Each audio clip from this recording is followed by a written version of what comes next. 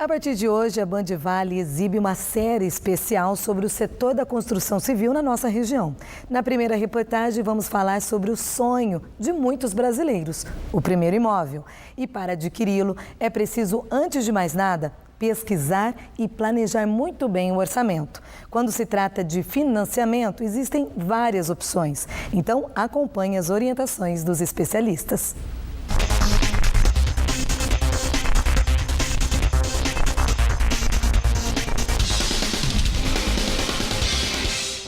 Prédios erguidos, sonhos construídos.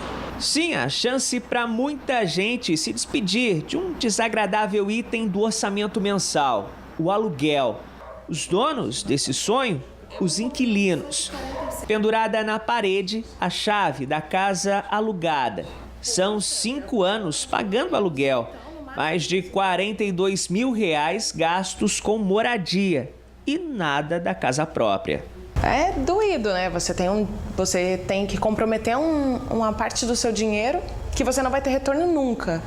Lógico, você mora, você tem que pagar para morar, só que esse dinheiro nunca volta para você. É uma grande fatia do orçamento mensal comprometido. Não tem como você dizer assim, não, vou deixar para o mês que vem. Vamos dizer que um mês apertado. Não tem como.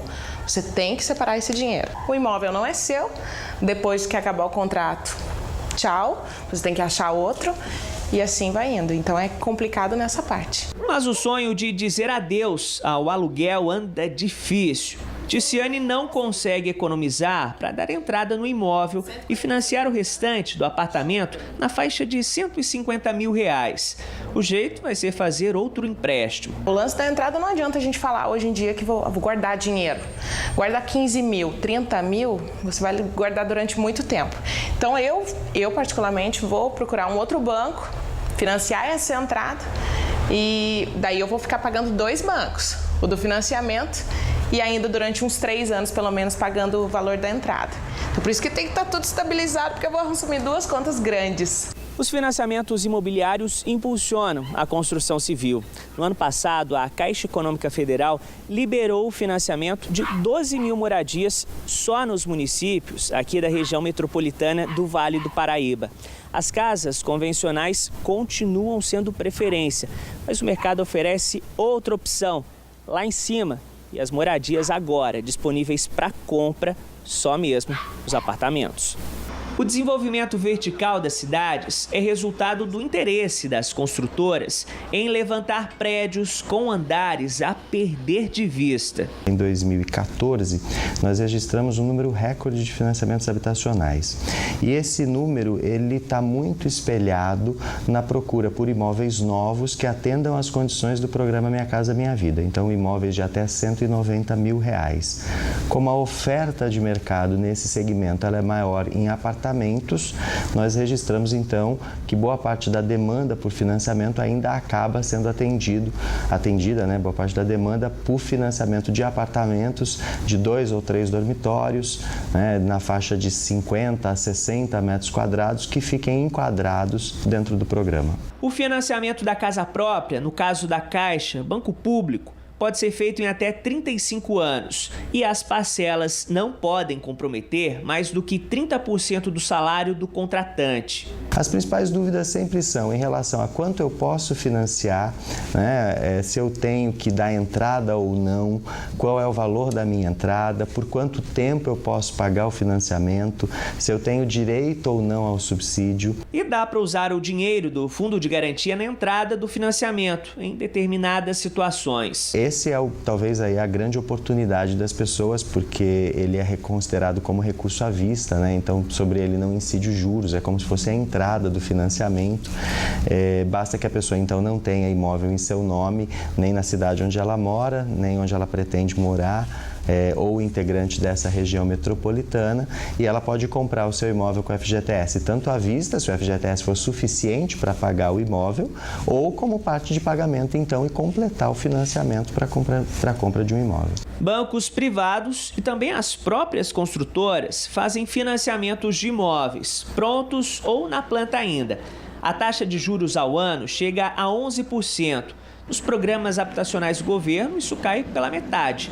Segundo este economista, não dá para apontar o modelo mais vantajoso. O segredo é procurar os juros mais baixos e investir numa entrada mais gorda. Nós temos que prestar atenção em 3 fatores.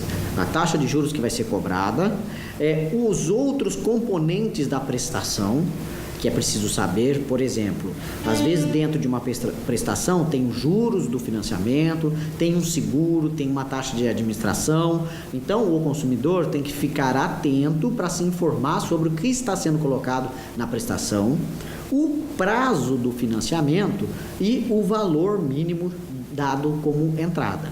Se ele puder aumentar a entrada, é bom para ele, porque diminui a prestação e pesa menos aquela prestação no orçamento. Para quem não tem pressa em mudar logo para a casa própria, tem um negócio mais interessante e pouco divulgado: o consórcio. O consórcio imobiliário, ele é uma outra ferramenta que possibilita a aquisição do imóvel, né? Ele funciona como um consórcio normal, um grupo de pessoas se cotizam e a cada período é sorteada uma carta de crédito que lhe permite adquirir um imóvel. Então, se ele tem por vantagem ser mais barato que um financiamento imobiliário, ele tem por desvantagem, por outro lado, você não adquirir o imóvel no tempo em que você deseja, porque você vai depender do sorteio ou do lance que você irá fazer ao longo do seu plano de consórcio.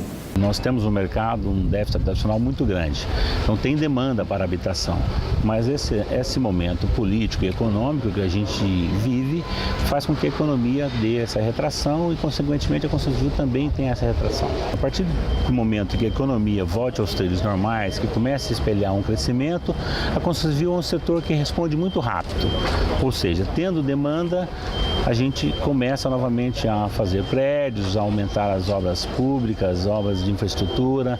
O Brasil precisa dessas obras.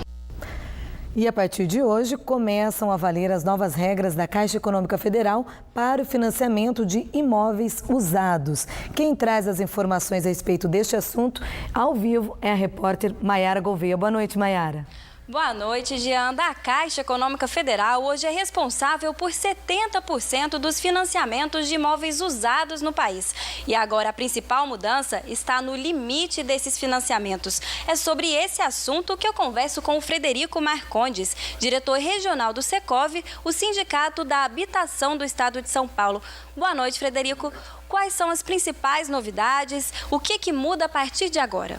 A Caixa Federal restringiu o crédito de 80%, financiava 80%, agora está financiando tão somente 50%. Isso vai impactar sobremaneira o mercado, pois se nós considerarmos um preço médio de um imóvel de R$300 mil, em que ele precisaria fazer uma poupança de tão somente R$60 mil, hoje ele terá que fazer uma poupança de R$150 mil. Isso fatalmente irá criar uma paralisia no mercado de imóveis usados. Ou seja, a entrada fica mais cara, né? A entrada vai ficar mais cara e, por consequência, o imóvel usado, comercializado, ele gera oportunidade de investimento no imóvel novo. Então, nós entendemos que muitas das vezes o imóvel usado, ele é a poupança do imóvel novo. Então, nós estamos entendendo que vai existir uma paralisia nesse momento. A alternativa que nós vemos, que não é a mais viável, porém, mas é a única que temos no momento, é o mutuário ir para os bancos privados com uma diferenciação de juros, que a Caixa Federal pratica de 6% a 7% e os bancos privados praticam em torno de 9% a 9,5%. Mas os bancos privados continuam financiando ainda 80%. Somente a Caixa Federal que reduziu o limite de financiamento. Agora, qual a importância do setor de construção civil para o crescimento econômico de uma cidade, do país? A construção civil representa a infraestrutura, as obras públicas, as obras viárias. O mercado da construção civil tem um déficit de 11 milhões de habitações, gera 3 milhões e 300 mil empregos, portanto, e representamos 6,5% do PIB. Portanto, é um setor da economia extremamente pujante, forte e que deve ser olhado com muita atenção. Muito obrigada, Frederico, pelas suas informações. É com você, Gianda, aí no estúdio. Muito obrigada, Maiara. Uma boa noite para você. Bem, na segunda reportagem especial sobre a construção civil na região, nós vamos falar sobre as obras sustentáveis. Hoje já é possível adquirir um imóvel totalmente planejado para o futuro, com o sistema de captação da água da chuva, por exemplo. É amanhã, aqui no Band Cidade, segunda edição. Fria e chuvosa, assim será a terça-feira. Vamos ver a previsão. Com a passagem de uma frente fria pelo sudeste, a terça-feira vai começar instável, principalmente no litoral norte e fundo do vale. A sensação térmica continua baixa por causa dos ventos que sopram do sul. Os termômetros vão marcar mínimas de 9 graus em Campos do Jordão, 15 em São José dos Campos, 17 em Cachoeira Paulista e 19 graus em Taubaté. Máximas de 25 em Lorena e Cruzeiro, 27 em Ubatuba e 29 graus em Pindamonhangaba.